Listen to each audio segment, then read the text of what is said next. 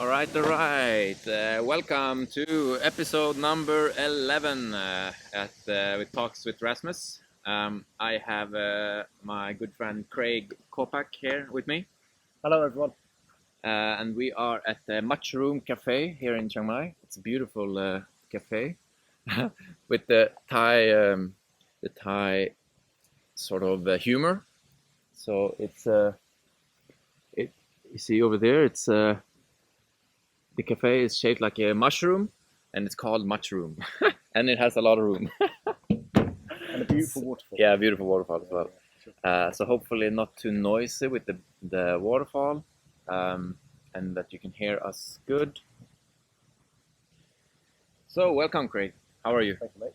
Yeah, good. How are you? Yeah, good. Yeah. Thank you for showing up and participating in this interview. Sweet, no worries. Yeah. Vaguely on time. Yeah. We had a good conversation on your podcast the other day. Yeah. Your first episode. Yeah. Which we just launched today, Wachuma Talks. Wachuma Talks. Yeah, go check it out. Almost like a 1.5 hour conversation. Yeah. We discussed a lot of different topics. Yeah, a lot of death. A lot of death. A lot of death. Yeah. Buddha, Jesus, Hitler. Yeah. A lot of different stuff. Yeah. And I was thinking we can continue this conversation or that conversation now. Yeah. And move on with our life. I was going to say. No, but so Craig, you are here in Chiang Mai. Been here for a few years. How long have you been here? 5 years. 5 years. Yeah. Cool. How do you like it?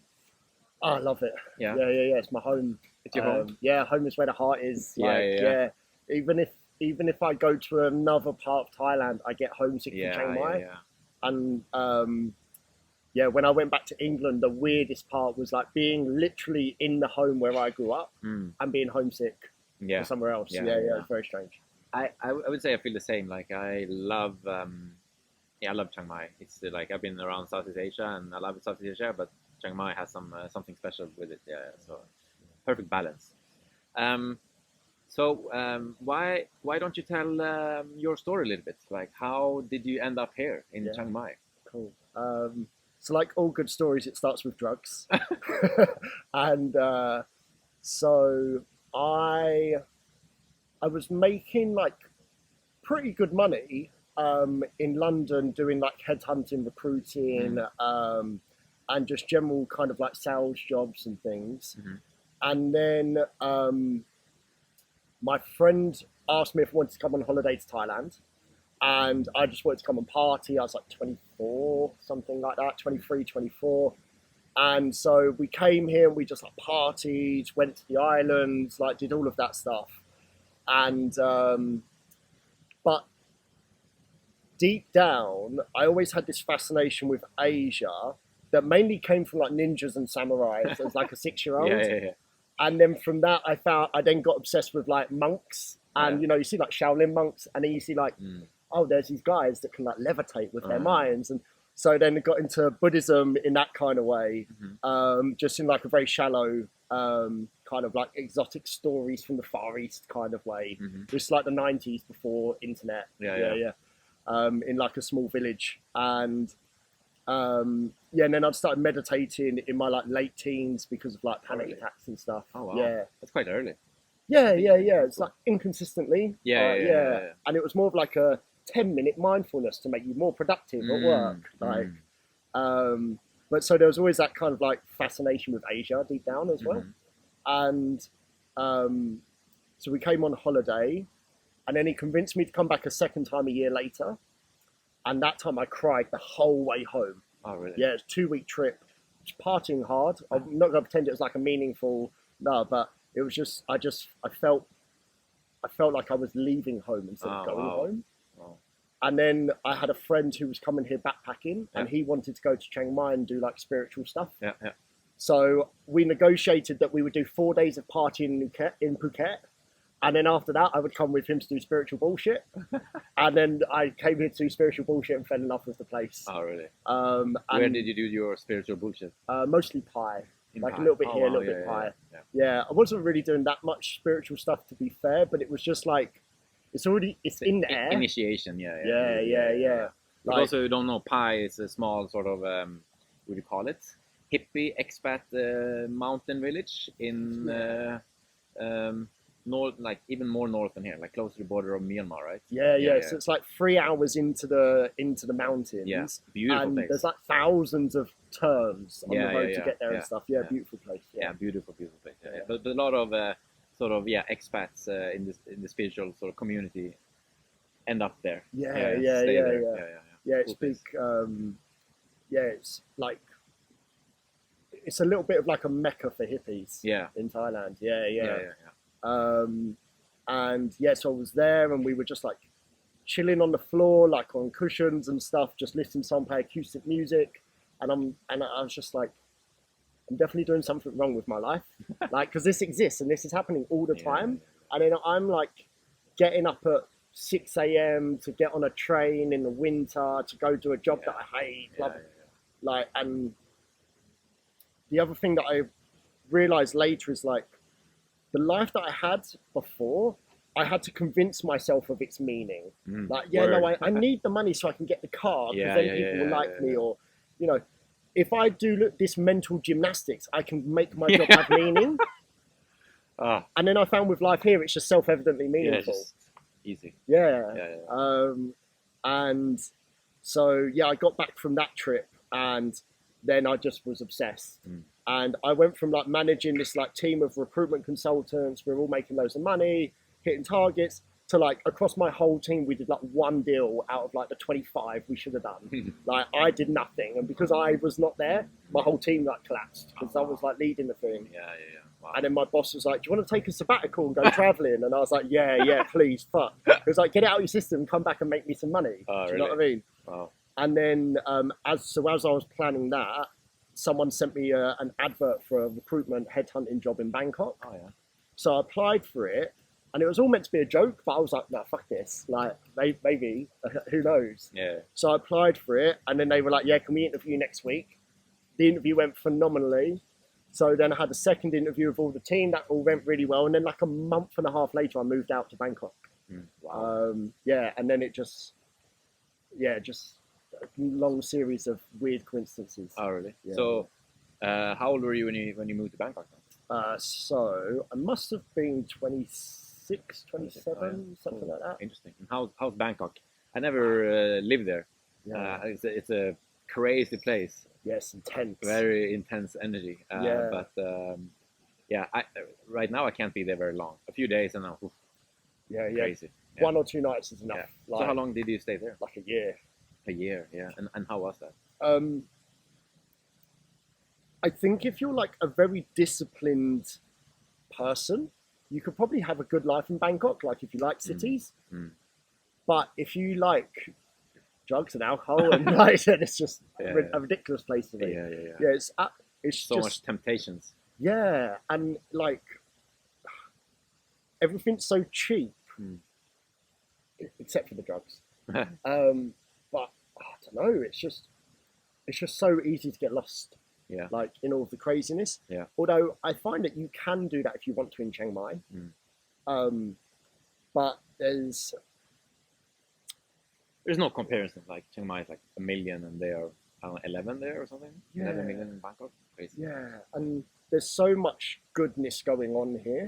That it's like, I think that's kind of like what drew me here, is that you can party here, but the whole time, like the temples and the Buddhism and the people and the kindness, and this is special energy with Chiang Mai. I think there's like 2,000 temples in Chiang Mai, sort of the municipality or the region of Chiang Mai. I mean, 2,000 temples, everything supported by the community around them, by donations.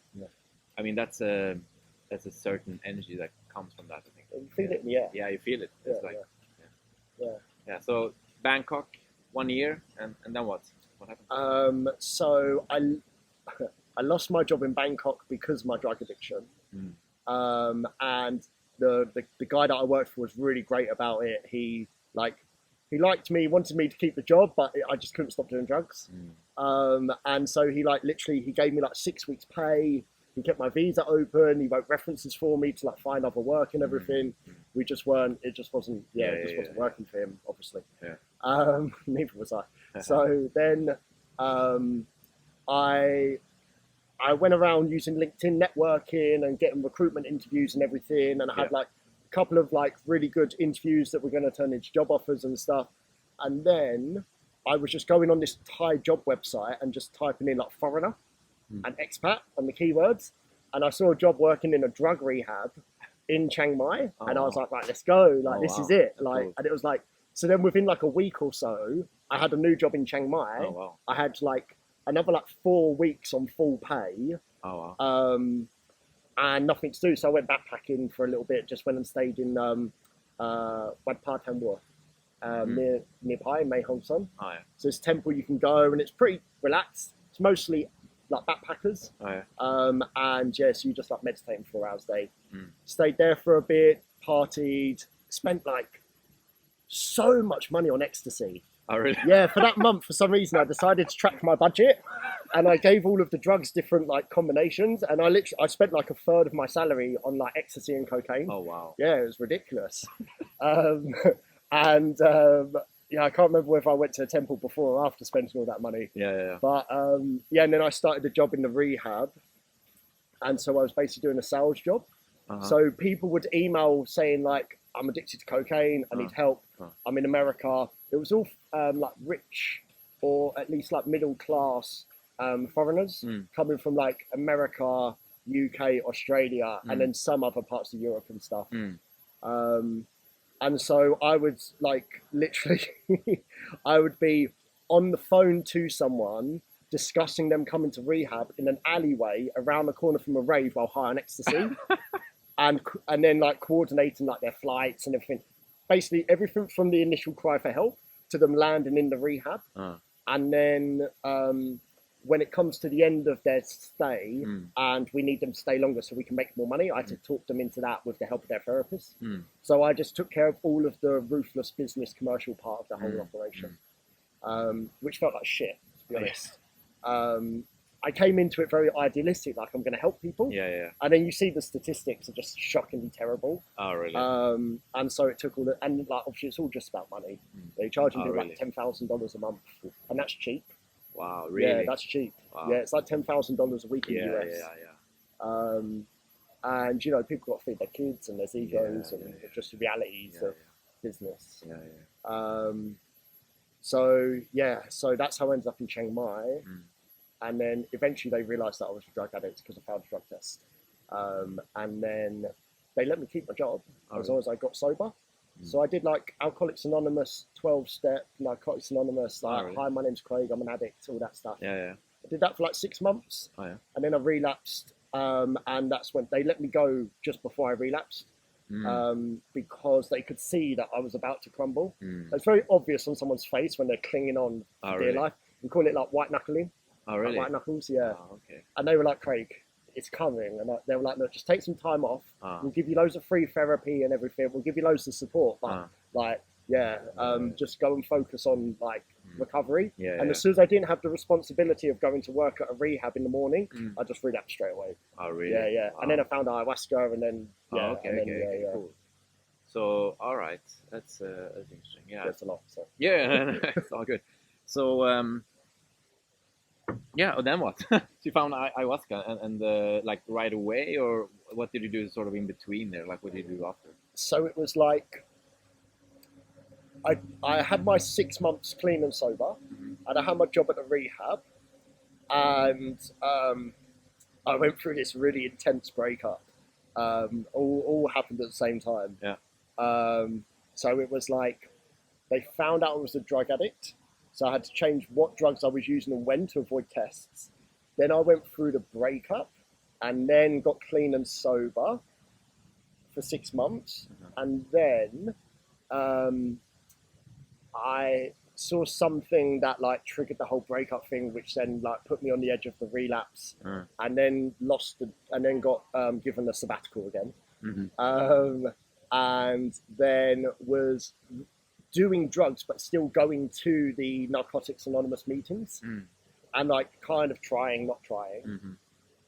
And someone came up to me and was like, "Oh, Craig, I was going to go to this yoga retreat, but it turns out it's an ayahuasca retreat." Okay. And I was like, "Well, I'm not sober anyway. I'm just trying, I'm already fucked." Yeah. And at that point, I was thoroughly convinced that psychedelics was actually what was going to help, because I'd had some experiences that had made a difference. But under this Narcotics Anonymous program, like, I'm not allowed to take any substances. And that was always what kept me from fully committing to it, because I knew that fucking if I like that psychedelics, that medicine was the answer. Yeah. Interesting. And so when this opportunity came up, I was like, I've read every book, I've fucking watched every podcast, read every, listened to every YouTube, whatever. All I haven't done is take it. And I always thought I'd have to go to Peru in the jungle, spend thousands of dollars, and it was $600, half an hour from my house. And I was like, fuck yeah, let's go. Yeah. So, and just at that time, my grandma had given me some money as well. And I just thought there's nothing more important for me to spend this money on than like not killing myself through drugs. Like, it's the most important investment I can make. So yeah, then I went to do the ayahuasca, and that's like, and then. And ayahuasca was here in Chiang Mai or was in Pai?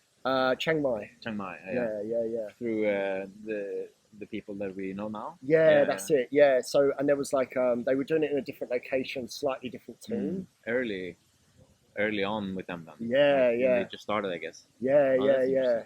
So that was like 2.5 years ago. Oh wow, interesting. So talk us through the ayahuasca experience, and sort of what was your expectation leading up to it? I mean, you read a bunch of books and videos and stuff, probably research. Yeah. And then the sort of night, and what the fuck happened? So there's like, so the first retreat that I did, it was 3 ceremonies, and going into it, all I knew was that like I went into it with the kind of warrior mindset of like, right, I'm going to go in, I'm going to face my demons, going into the depths, I'm going to kind of like slay the dragon, find the gold, and like face all of my deepest fears and everything. And so instead of following the very strict kind of like vegan diet where you're not going to take in anything and connect to the past, I ate fucking McDonald's and smoked weed every day in the run up to it. And like the weekend before, I was like doing cocaine and fucking drinking. I was just so scared that I was just fully in all of my comfort seeking behaviors. A lot of anxiety. So much. And so I was literally like smoking weed on my bike on the way to the retreat centre. Like I couldn't follow any of the rules. It's something that I'm getting better at now. Like I can eat vegan for like 2 or 3 days before ceremony now. The more I clean myself out. I feel like I've been similar, not with the sort of cocaine and stuff, but I don't think I've ever followed the sort of vegan sort of diet before an ayahuasca. But it seems I think our Western mind need a sort of a reason to why, like, we don't understand initially. We don't understand why it's important. So it's like, whatever. So just do whatever we want. And I think as well, like, I've done a lot of research on this trying to justify my behavior. Oh, yeah. And I've seen that there are traditions in like Colombia where they don't even have a diet. They just be mindful of what you're eating and like enjoy it and like connect with what you're eating.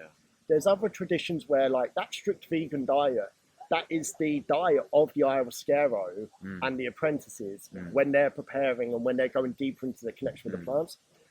And for the general community, it might just be like, don't eat on the day, don't eat pork on the day, like avoid alcohol on the day. Like, and they're just, but you know, Westerners, we have to optimize everything. And we have to do it the best because we need to be saved from hell and from our own innate nature as sinners. And so we require torture and punishment in order to earn like love and feelings. And so I think that this like, we should pause here. We'll pause for a bit. We'll come back to it. Oh, good. Or we can still talk, I guess, and we'll see if it's. We'll see if it comes out. But like. Record here, just so you know. Sorry. No worries. You probably are in my picture. Yeah, and you are in our video. Oh, sorry. No worries. So the sun here. Part and parcel of being an expat is people randomly wanting to take photos and videos of you and around you. Yeah. Sorry, I'm done. No problem. Cool, cheers. Have a nice day. I remember one time I was in Bangkok. The sun Oh, is sun. not.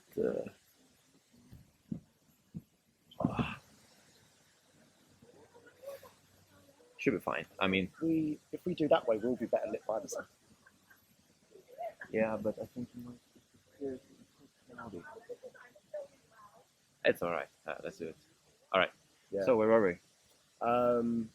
Yeah, I was in Bangkok once, and these kids came up to me just to take a photo of me while I was sitting in the park. Oh, really? They were like, "Can we have a photo of you?" And I was like, Yeah, "Yes, please." Yeah, It was yeah, just yeah, because yeah. I'm white. Yeah, Right? yeah. So yeah, shit happens all the time. When I was younger, or family, my brother is very blonde. So when he was younger, he like almost albino. He's not albino, but like super blonde, right? And like blonde everywhere. So like in Sweden, in Stockholm, there would be these sort of Chinese bus groups, tourist groups, right? When they saw him, they like all sort of ran and wanted to take photos with him because it looked weird for them, right? Yeah. It's funny. It's like my kids have got curly hair. Oh yeah. It doesn't exist out here. We get stopped like 5 times a day if we're out with them for photos and stuff. Yeah. Yeah, it's really weird. But So yeah, we're we talking were about with ayahuasca and ayahuasca. So you came there. You were determined to fight your demons. yeah. So I didn't follow the diet at all.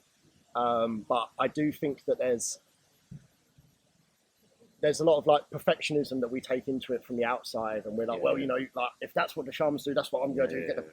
Like, she's bigger and beyond all of that kind of stuff. Do you know what I mean? Like ultimately, like I think there's definitely value in that stuff. Yeah. But to say that like you must do that and that's the only way to do it, blah blah blah blah, is just like that's a fantasy. It's the people that come here that they think that if they just come to a temple and sit down and never stand up again, they'll get enlightened, and always this achievement optimization thing, rather than just like listening to our bodies. Yeah. And so with the San Pedro diets, they're very gentle, the San Pedro diet by comparison. I just say to people like, look, if you have a bowl of ice cream at your friend's birthday 2 days before your ceremony, you're not going to get punished for it. Like, it'll be okay. I think it's more important. I mean, like I do the Vipassana stuff and I've done different stuff. Starting to come more and more realize like it's not about fixing yourself. It's just accepting yourself and loving yourself. Like that's the more important. So like if you have a bowl of ice cream or eat the pork or smoke weed or whatever, like just accept yourself like more. And I think that's more the path to getting rid of the behavior in a way. Yeah. Allowing it to be, because we often just want to push it away from us. But it's one of the things that the medicine taught me about all of my addictions was like, as soon as I gave myself permission to enjoy them, they fell away really quickly. Like the last time I did cocaine was like, I said to myself, right, it's Songkran. I'm going to go see all of my old friends. We're going to listen to like drum and bass music and party hard. And I'm just going to let myself enjoy it. And halfway through doing the cocaine, I'm like, I'm not actually enjoying it anymore. And it's just because I gave myself permission. Yeah, there's definitely a huge part to that. I had a friend, a ex-girlfriend here in Thailand actually.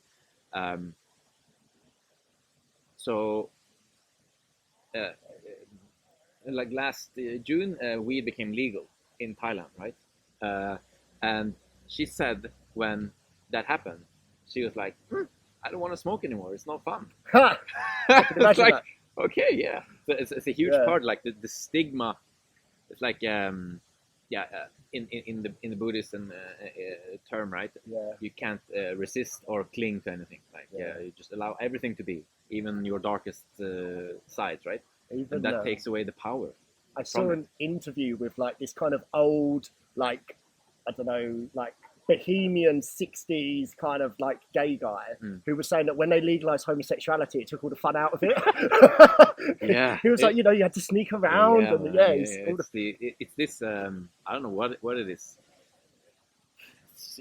I don't want to call it destructive side, but there's some kind of a devil inside of us or something that sort of want to be the naughty, disobedient kid. We don't want to be controlled in a way. And I think, and you'll go against the flow, whatever it is. Or go against the tide just for the sake of doing it. Yeah, like, I've always been like that. Oh yeah. Like, if the left is in control politically, I'm right wing. If the right is in control politically, I'm really? left wing. You're that sort of extreme? I'm that kind of guy. Oh, like okay, I let go of politics altogether now. Yeah, yeah. But it's like I'm very much like, well, if everyone else is doing it, why would I do it? That's a waste of my time. Well, everyone else is already doing it. Yeah, definitely. I do think it's a real danger, and you can see like in war and like all this different kind of stuff. It's a real danger with groupthink in culture. So I'm a little bit. I wouldn't say I resist only because of resisting in most cases, but I'm very cognizant about not buying into the stories of any group really. Yeah, so I think there's something there. All right, so So the first ceremony. you did the first 3 nights. Yeah. What was the sort of the outcome? Or yeah, let's go through the so what's the first trip like, and then journey, and then second and third, and what was the progression there? Yeah, so I did do a lot of purging, and maybe if I had followed the diet, I might purge less. But everything that I purged had meaning to it. But maybe I wouldn't have had to purge it out. Maybe I could have just let it go into the universe instead of shitting it out. Yeah. But the first ceremony, for the first half, like nothing happened. I was just angry. I was just really angry, and anything anyone said or did pissed me off. And then halfway through, so it's like, I don't know, 6 hours, 3 hours in, they're like, do you want another cup? And I'm like, yeah, there's nothing. And I'm even angry that nothing's happening, but emotionally a lot is going on. Yeah. And I have the second cup. And as soon as I have the second cup, I start to see the funny side in all of the things that are making me angry. Like that person laughing, that person singing, fucking it's too hot, too cold, blah, blah, blah. And I started to see the funny side in it. And then I started to see visions of people from my life would come in front of me, and then I would kind of like see them judging me the way I think they judge me. So like the grandparents of my children must think I'm such a terrible dad, blah, blah, blah, blah, blah. And then what would happen is I would like see the funny in it and kind of let it go. And then I would run to the toilet and just shit myself. And each time it was the most beautiful, pleasurable, phenomenal shit I've ever had in my entire life. That's interesting. And so, yeah, it's just this conveyor belt of people and shit, a judgment. Yeah. And then the second night, the only thing I really remember about the second night was like, they just,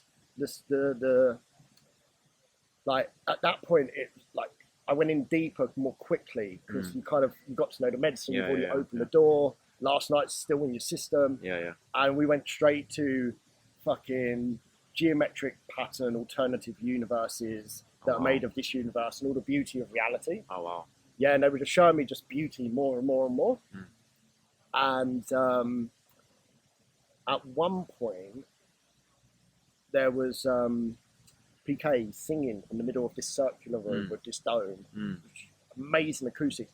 And he's singing this song, which I think was Om Tale Suha, which is a Tibetan mantra to the green Tare, who's this female bodhisattva. And we kind of see her as like her and Ayahuasca are like they're similar manifestations of the same energy in different cultures in a way. And he's singing that with all this love and devotion to like the glory of creation or the universe. And I'm just like in awe, and I crawl over and I'm like laying at his feet. And at this point, I'm like projecting all kinds of like God, Savior, Jesus shit onto him as well. Of like, oh my God, this man's amazing. He's not not just a human being. I had to work for all of that Maybe later. he isn't. Yeah, well, yeah. Who is? Who is? Yeah, that's illusion in a way. Yeah, it's all illusion. So then, and then I start hearing the voice of this particular ex-girlfriends that the breakup had all triggered all of this kind of spiritual growth, getting louder and louder, like, you're a useless piece of shit, like, fucking hate you, like, blah, blah, you can't do this, you can't do that. And it was all of my judgments of myself, but through someone else's voice. Wow.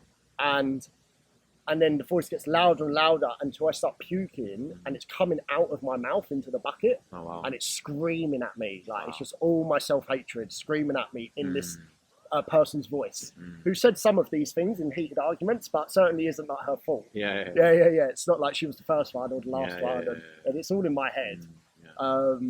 And so, all this shit is just coming at me to the point where I pick up the bucket and I run out the room, and I'm like kneeling on the grass, just like puking onto the grass because I can't breathe. It's coming out of my nose and my mouth.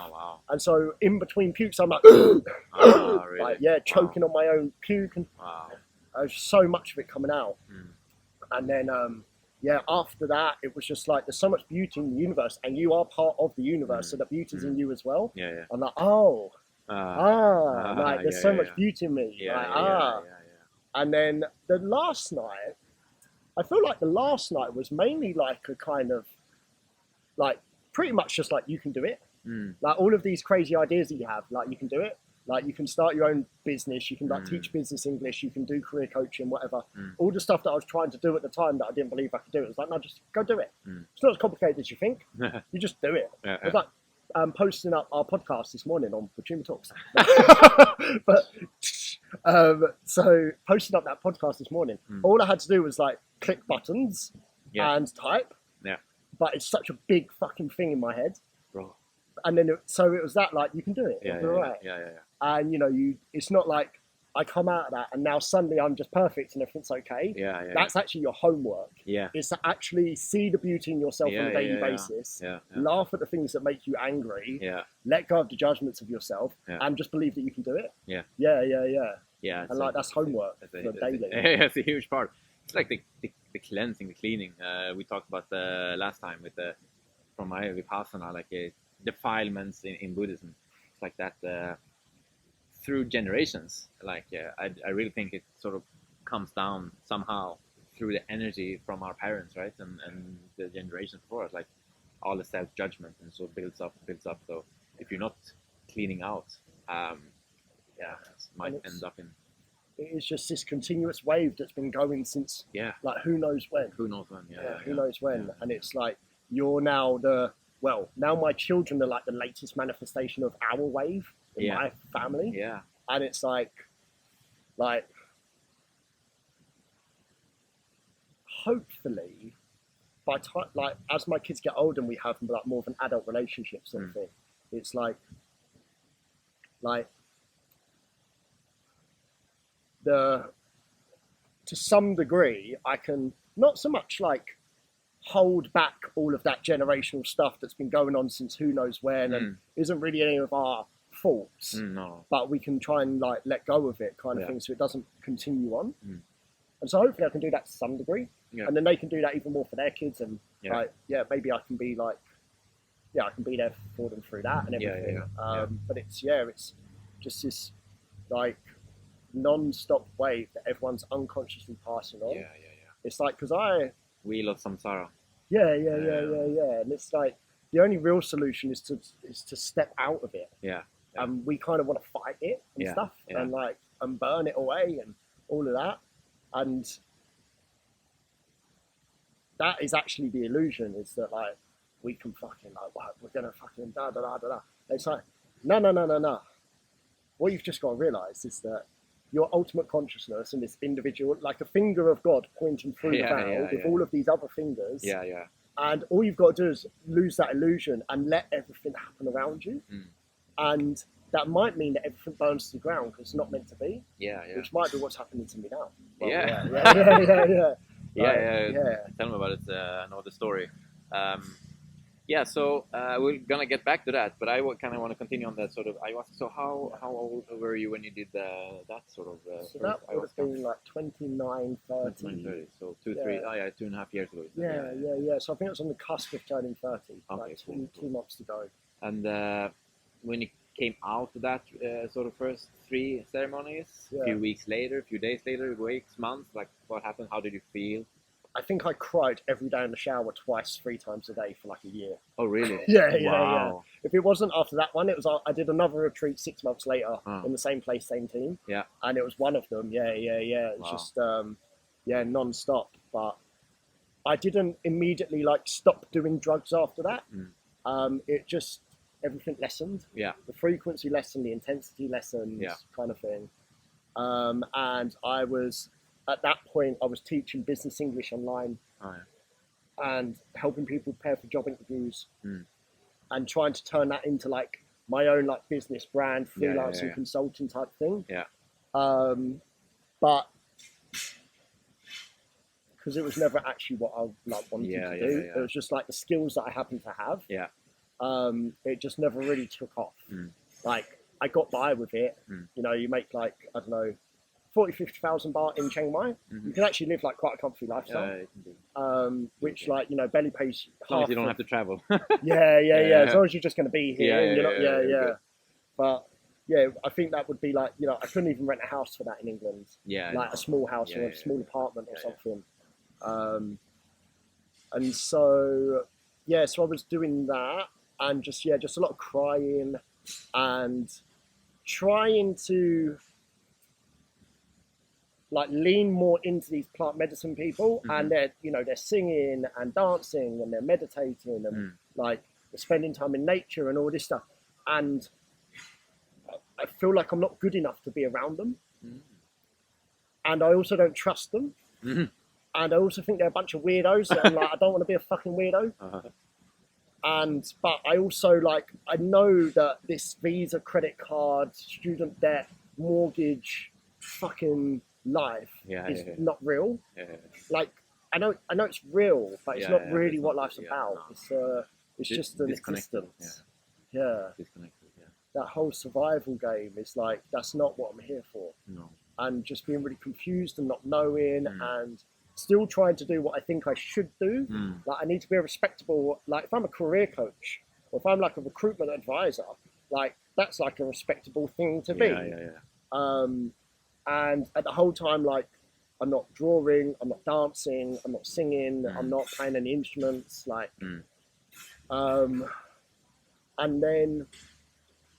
I'm like, I'm surviving, I'm alive, but I'm just not that bothered about it, and there's no real deep meaning to it, and I'm just I'm trying to figure out how to be a good dad while simultaneously being completely fucking useless. I'm like, that was a big thing for a long time. Around that time was like, I'm still such a child, but I'm also a father, and like, there's this Carl Jung quote about you don't really become a man until your dad dies, and I think you can see that in like, you see someone who's like in their 40s and they've got kids, but their dad's still alive. Yeah. And they've always got, like, one of my friends recently, he was like, his dad literally said something that like changed his career, where he was just like, no son, don't do that. And you're like, okay, do it, because your dad's behind you and he's told you to fucking do it. And when you haven't got that, it's so fucked. Because there's no, but stops with you. Yeah, I totally agree with that, but I feel like you can also sort of kill your father in your own mind in a way. That he's not the like. I mean, it's about responsibility. I think to sort of own your own life in a way. Yeah, I think it's also for both of the parents. Like, I think the mom can feel the same role of the sort of the ultimate caretaker. I think yes, but I had an experience recently where one of my dad's friends was in the country, and he also, like, there was just this one moment where he just looked at me and he was like, Craig, you can try and get out of the system as much as you want. You can go live in the jungle, you can grow your own food or whatever, but you're always going to be part of it somehow. Yeah. And it was like, my sister, who's a woman, who's not that different in age to me, like a little bit older, she said that to me 1 billion times. Oh yeah. But this older guy of my dad's age saying it to me was enough for me to go, yeah, all right, you're right. And it's like, as idealistically as like we want to be, you just can't get away from that biological fact of, here is just an older male telling you something, and you're like, okay, cool. Like, it's in the monkey body. And but yeah, so I was going through that a lot of like, I'm still a child, but I'm also a father. And I'm also trying to rediscover the child that I abandoned to be an acceptable member of society and do all of these jobs that I couldn't care less about and whatever, and just trying to make money to buy things I didn't care about. Yeah, that whole like, what's it, Fight Club thing of like working a job you hate to buy things you don't care about to impress people you don't like or something, like all of that stuff. And yeah, so I'm kind of like going through this journey of like rediscovering that child as well, dancing, singing, playing, being shit at singing and singing anyway. And then after like 6 months, I got some more money from my grandma, and I was like, well, I need to do more ayahuasca. And so then I went in for another retreat. And what was that? So that was 6 months later. So it was like November 2020, something like that. Oh yeah, so yeah, so it's been 3 years ago. Wait, no, can't be. 20, no, 21. Oh yeah, so 2 years ago. Yeah. And so for that one, it was like I now had this like little fledgling business that had like a website, and I was getting people booking me privately and stuff. But I'm still just like, I'm still doing drugs, not as many, but I'm still doing drugs. And I'm still being too. I'm still not being discerning enough in like the relationships that I'm choosing, and I'm still having too much like meaningless sex and stuff. Yeah, it's all just it still wasn't where I wanted to be. And I was still just like, why the fuck am I here? Like, why the fuck am I here? And what the fuck is this all about? Like, now I've seen. That's the other thing is like doing ayahuasca was like walking around a corner. You're an atheist, and you're talking about how Jesus doesn't exist, and then you walk around a corner and he's there, stood there in front of you. And then you look down and you realise that you're fucking naked. So not only is Jesus real, but you're now standing in front of him butt naked. Like, and it's just that like teenage fucking embarrassment dream of like going to school naked. Oh wow. Do you know what I mean? Like, and it was just like so embarrassing to be like, oh, sorry, I'm so arrogant that I thought that I feel like when you don't believe in God, you have to become God. And you see that a lot in how people want to control the world and control people around them. If they don't have any kind of faith that things will be okay. And that there's something out there that's organising it all. Yeah, I mean, same for me. Like, after my first ayahuasca, like, I've been saying, like, one, God is undeniable after the first ayahuasca. Like, I haven't met anyone that done ayahuasca that doesn't believe in God after. And then the what do you call it? The humiliation or like the humble experience. Like, I have no idea. Like, what the fuck? And so now, like, I feel like atheism. Like, I was definitely like Sweden, super atheist, right? And I feel like it doesn't make sense even. Like, it's not logical. Like, who do you think is breathing? It's not you who's breathing at night. Like, what do you think is happening? It's like super illogical. But And I have a Swedish friend actually that we get into debates on stuff, and he's very lovingly dedicated to the truth. The issue that we have is that he thinks that Western philosophy is the pinnacle of truth, and that Eastern philosophy and that it's all just superstition because he hasn't done any actual research. It's all just someone that read a book about Buddhism and never meditated.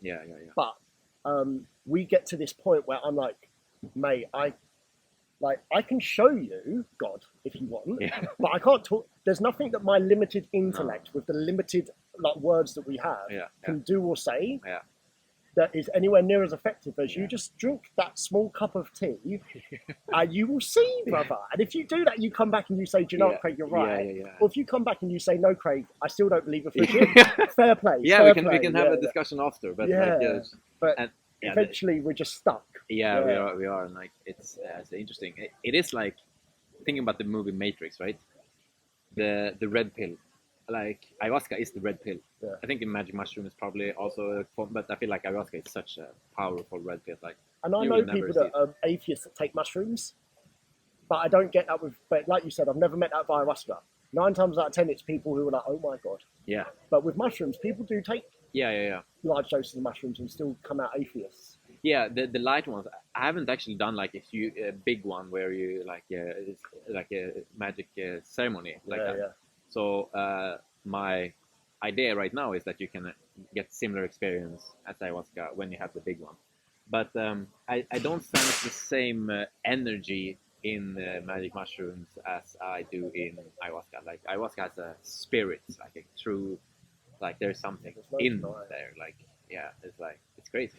Yeah, and I find with mushrooms, I feel like so the indigenous cultures, they're always all of these like medicines that they're spirits, but they're like members of the family.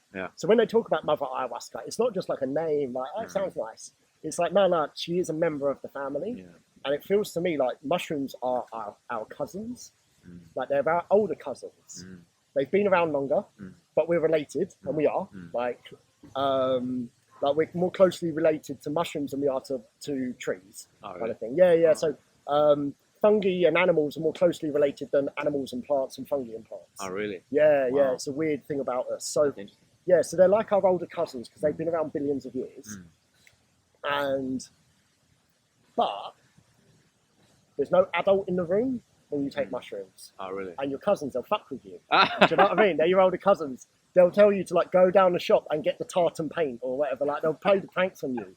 And I think that's how mushrooms teach often. Oh, really? When you first start working with them, they're like, hey, yeah, come join us, have fun. Look, isn't this nice? Yeah, yeah. As long as you can surrender control. And then once they've got you and they're like, you know, you're part of the family, then they're like, then they start fucking with you. And then they really want to take you to the darkness. Oh, wow. Yeah, like I've had some crazy experiences with mushrooms. Oh, like, really? Yeah, like there was one where I slept with someone while on mushrooms, and like as soon as I lay down afterwards, they were like, "See what you've done now, Craig? You've turned her into an object." And they just kept telling me that, and I was like, "Oh, you cunts! Like, don't call me out on my behaviour like that. Don't hold me accountable." Do you know what I mean? And I had another time where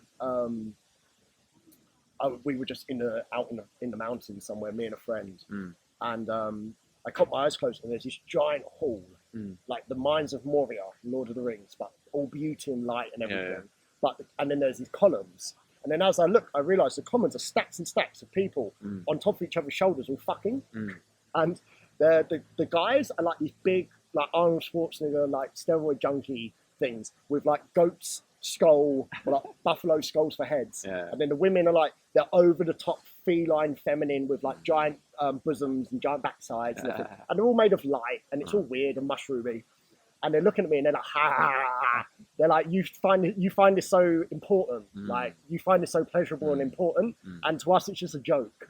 Like it's such a like not that it's unimportant, because it's the fundamental creative energy of the universe, but the importance that I had placed on it was like typical teenage boy, like this actually matters. It's like no, like it's a great way to connect with people, and it's a great way to create consciousnesses, but like it's not just this purely pleasurable thing that's really important to who you are as an individual, and has any like impact on what's important in life in that regard. And you know, you certainly don't need to get it to prove to other people that there's anything valuable about it. Yeah, I only just worked that out. Thank you. So I've always been wondering what the fuck that was about. So yeah, I feel like mushrooms fuck with you, but then when I take ayahuasca, mum's in the room, and I believe that you see, like I've had experiences with these like lesser spirits, and I believe they are the same spirits that I speak with on mushrooms. It's just that mum's in the room now, and they're doing as they're told. And they're more well behaved. Oh, really? Yeah. So I think that's why mushrooms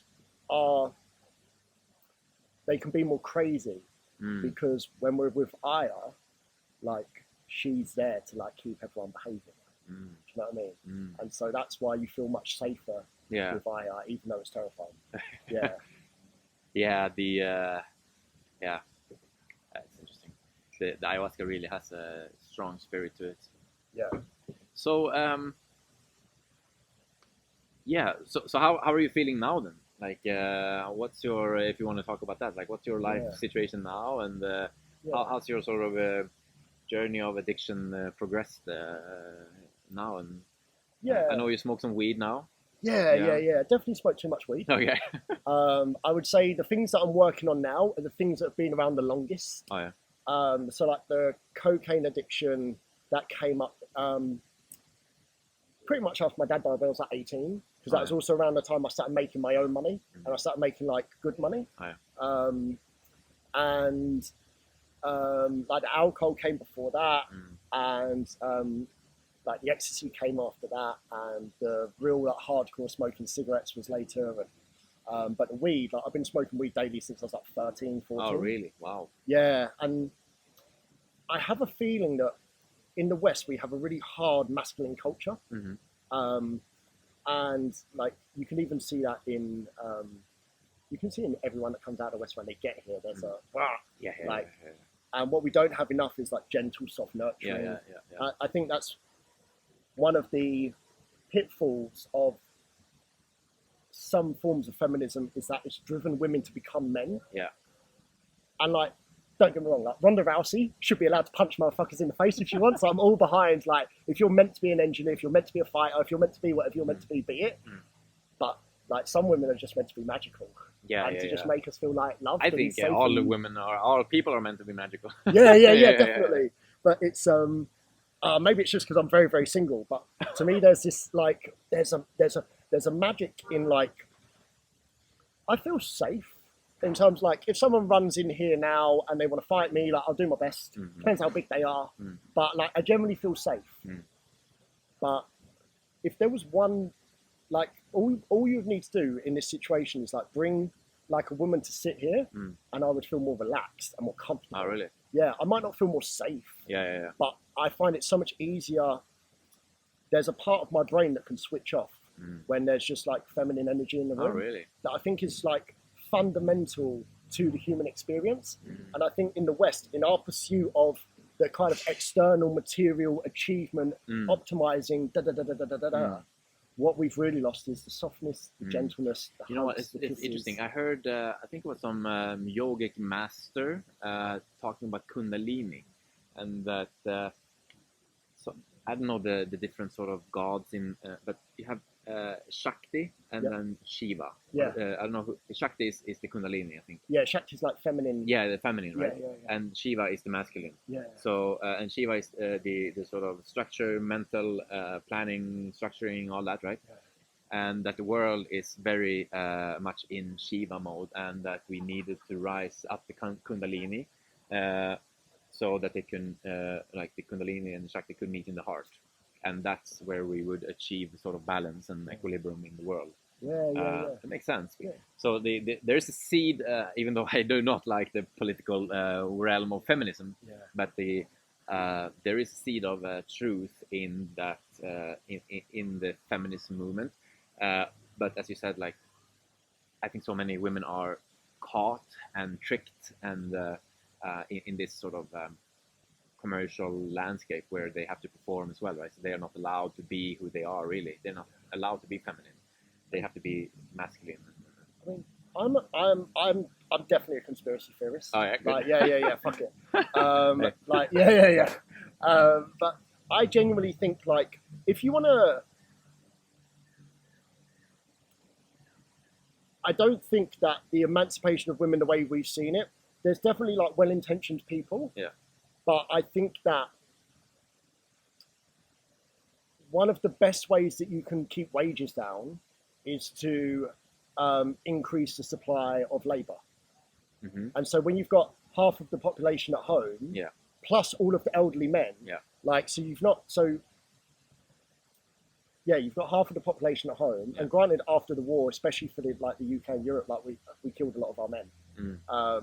But it's like we've taken like mothers, and then we've turned them into like units of production. Yeah. And you can argue that, you know, like having like suppressed, oppressed housewives who don't want to be housewives, they want to be Wonder Rousey, they want to punch people in the face. Yeah. Like that's not good either. And so it's always balanced. But living here and spending time in South America, where they're still like they're Christians and everything, but it's the network of the mums and the aunties and the sisters with the grandmas and the grandfathers, while the fathers piss off and go and do all the shit that, like, the whole point is that I'm going to do all the stuff that you don't want to do. Like, but when that involves like cutting down trees and mining and shit, it's quite obvious. But when it involves going to an air-conditioned office, you're like, well, I can go to the air-conditioned office. Yeah, exactly. But why would you want to? Like, okay, so women have been emancipated. Yeah. Great. But how many of those women are working in McDonald's? Yeah. Like, is that what you wanted? Do you know what I mean? Like, I get you want to be the CEO. I get you want to be a Muay Thai fighter. I get all of that. But how many of you are now working in McDonald's and doing shit jobs that you would never do if you didn't have to? Exactly. So I mentioned last time I studied some international relations, some political theory, right, for a year after COVID, but just before I came to Thailand. And one thing you realize is that all the countries, especially and the Western democracies started with this, right? It's the BNP, or no, GDP. BNP is the Swedish term. GDP, gross domestic product. So you measure the productivity of a nation, right, per capita even, so per person. And so if you are a political leader in charge of a country, like you're measured by the growth of your country. So it kind of makes sense that, well, if some people start including their women into the labor force, they're going to be more productive. And so everyone just kind of have to follow, and on it goes, right? And especially, I think it was Friedrich Nietzsche, who says in like some book, Uberman or Zarathustra, maybe I can't remember, but like he proclaimed that God is dead, and that from this, when we have killed God in a way in our mind, a lot of evil will come because we will take our sort of intellect as God in a way, and just do everything based on theory and not on sort of love and compassion from God in a way. And like a crude wisdom. Yeah. So it's very interesting. Yeah, and like the we've definitely thrown the baby out with the bathwater. Yeah. Where it's like, okay, so now that we have like material science and we know that this guy called Moses, he definitely didn't make a sea part, because seas don't do that, because magic doesn't exist, because we haven't proved it with our limited material science tools and testers. Yeah. So let's throw the whole thing out, and we'll just start again. And we're going to have Christian values, but we're going to call them humanist and say they don't come from God or come from Christianity. And then we're going to ignore the fact that all of the religions broadly agree on like the main things. The devil's in the details. As soon as we get into the details, we'll start fighting. But we all want to love our neighbours and be loved. Everyone wants to be a good son and a good father and a good fucking this and that. It's. I think things wax and wane, they come and go, swings left and right. And I think now we're going through the period of like, wait a minute, there was something good in there. Like, so let's dig back through and find out. We don't have to believe that the sea was literally parted, but we can at least believe like that, like, love thy neighbour is a good idea. Right? And then we can kind of like, and then I think what the psychedelics are helping us do is they're helping to like reawaken the rational mind. Maybe we said this last time, like Sadhguru says that the Western mind identifies with what it knows, and the Eastern mind identifies with what it doesn't know. And ultimately, it's always like integrating and balancing the two and everything. And I think the psychedelics are the bridge between these two kind of areas. It could be. I can feel like they help you to melt away your ego in a way. They decrease your belief in the intellectual mind in a way. So before you were really sort of caught up in like, this is truth, this is how it is, right? And it sort of changes the neural pathways and the strength of those conditioned paths in a way. That's how I see it. Similar like the meditation. I think they do very much the same thing, but just in a way less gentle manner. Or a way more gentle manner. Like, it's really sort of soft way, but like meditation's very much the same. Like you stop believing in the sort of the structures of the world.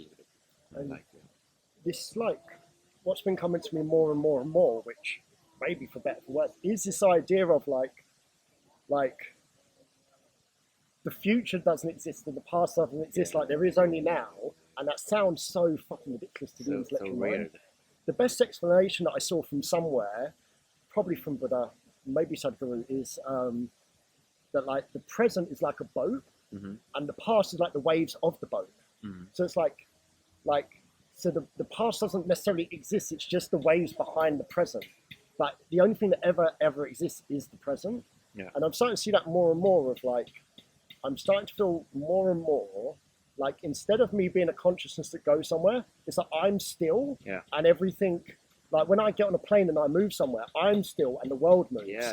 Instead of me moving through the world, it's very weird. I don't know how to describe it. I mean, I don't really get it either, but feel like I'm getting closer maybe. Because I mean, in the Vipassana, I talked about like they are very much in like you have to. The main technique they're doing is you're noting the present moment all the time through your senses. So like you're hearing, you're seeing, you're smelling, you're tasting, or you're thinking. Like so in Buddhism they have the six senses. Thinking is a sense in a way in there. So you're constantly sort of commenting what you are experiencing in the present moment. Because apart from the boat there, like we don't see the past even. Like the past never happened. Like it's just here. And another thing I'm sort of starting to realize is that the world is really. I think I really start to believe like the world is how we see it and nothing else. So this cafe is a creation of like our collective consciousness in a way. Yeah, collective consciousness. So yeah, like we're manifesting physically what we believe it to be somehow. Like I don't fully, but there's this the latest Nobel Peace Prize in a way. They are the quantum entanglement thing, right? Where one particle can affect a particle across the universe. So that's kind of the two particles are connected. So that means kind of like a remote viewing. It seems like could be possible, like transportation, like all these weird kind of things that we only heard in the movies, right? There's definitely and yeah. So that and the quantum entanglement is like by observation. So if you expect it to be something, then it will be that, and the opposite reality. That's how I understand it. Probably completely off. No, but it's like, because even like when I speak to you,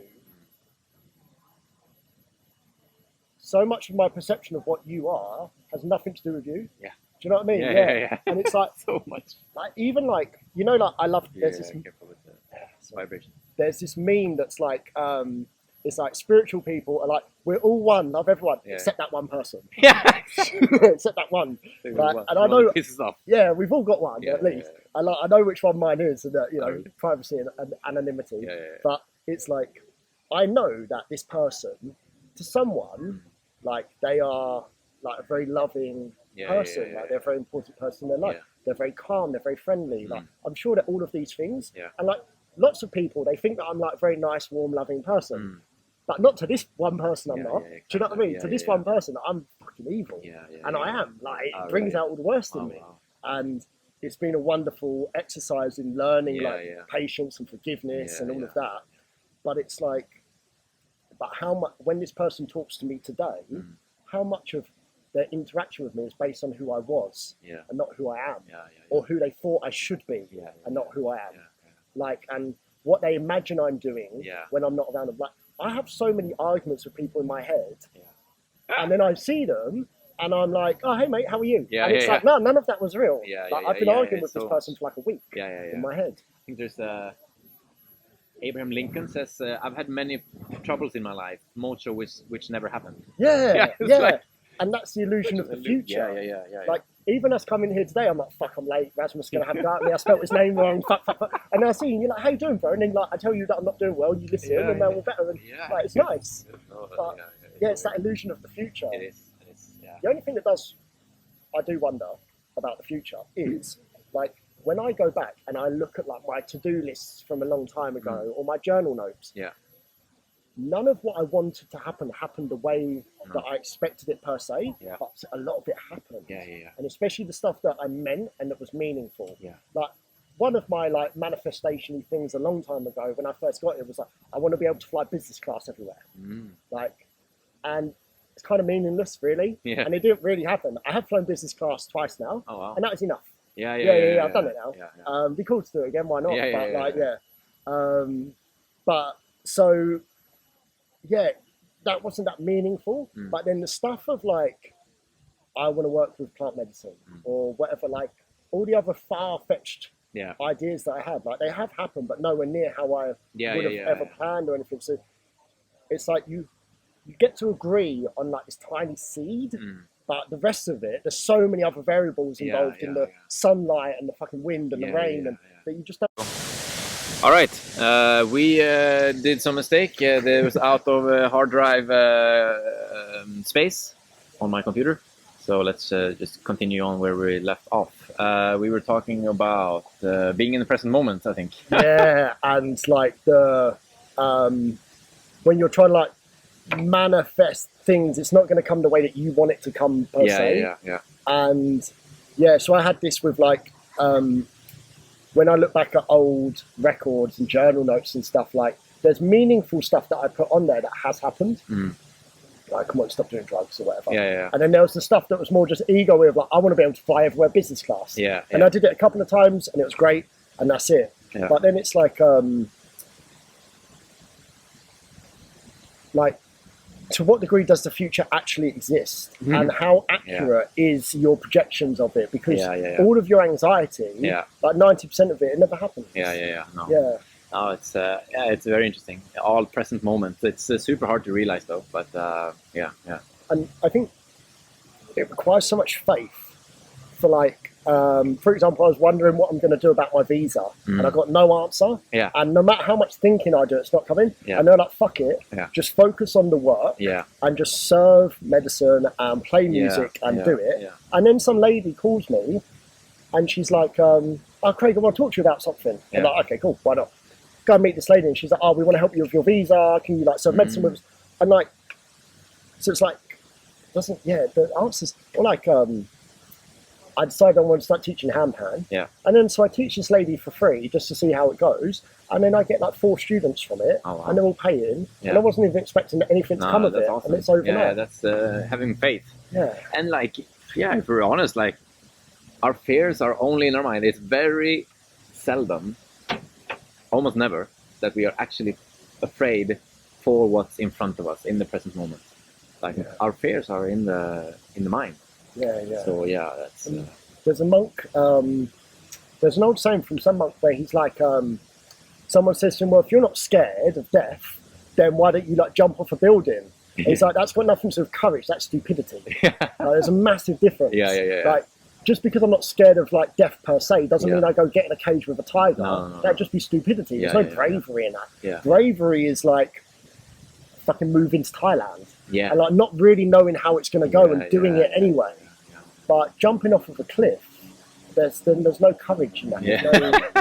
Very little. Yeah, there's no wisdom or anything like that. All right. Yeah. So the Wachama walks. Yeah. It's an initiative you just started. Tell us more about that. What is Wachama and San Pedro? Yeah. So tell us more about the. So long story short, Wachuma is a cactus that grows around the Andes in South America, around like Machu Picchu, Cusco, that kind of area, and other countries. And it's seen as this grandfather spirit. And we often use it after ayahuasca. So ayahuasca will like clean out all of the bad, leave behind all of the good, and then Wachuma will come in and top up the good. It's chemically, the chemical key within it is mescaline, kind of related to MDMA. But MDMA is like what Wachuma is what MDMA wishes it was. Yeah. And so it's a very long-acting, like psychedelic. Yeah. Lasts for about 12 hours. Oh wow! It's very gentle. So it's not this like sudden, like suddenly you're tripping for 12 hours. It's like very gentle.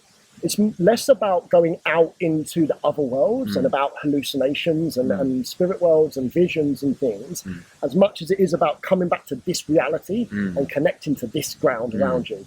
So a lot of the time with ayahuasca, you just lay on the ground and she fucking tells you what you need to hear. Whereas Wachuma lets you run around and like, climb trees and fall out of them and talk to girls and make yourself silly. And he lets you make all of the mistakes. And so what we do with it is we take people out into the mountains and we stay in a farm stay with some local people, and they take us walking to a waterfall in the jungle for the day. And then so we go and do that, and so it allows people to like cleanse in the water, connect with the nature, and then we have like our medicine songs and things that we sing to like help people release and let go. And so I've been doing that for like 3 months now. So it's only just started to transition from where I was just doing like a lot of Wachuma with like my teachers locally and learning about it, to now I'm like starting to pull the events together and like put on the ceremonies with like the help of someone with more experience. And so we just like, the ultimate goal is like help people connect with the infinite within them, which then simultaneously connects them with everyone around them and connect them with the earth, connect them with their bodies, connect them with this reality and ground them in this reality. And overall, just help them to become more peaceful, more calm and more kind. Hopefully. Yeah. And how often do you do that? Once or twice a month, maybe 3 times a month. Here in Chiang Mai. Yeah. Great. Yeah. And when is the next one? Tomorrow. Tomorrow. Yeah. I guess this episode won't be released, but how can they, if you want to join, if they're coming into Chiang Mai next few weeks? So the easiest way to find is on Instagram at Wachuma Walker, which is HUACHUMA Walker, WALKER. And at some point I have a website and stuff, but it's all grown very organically. I don't want to get too carried away and ambitious, so just let it grow as God wants it to. Something like that. We'll leave some links in the description. Cool. All right, thank you so much, Craig. Wonderful conversation. I hope you guys got some value from this. And if you have any guests that you think I should have on, please reach out. And if you want to be on yourself, maybe I'll take you on.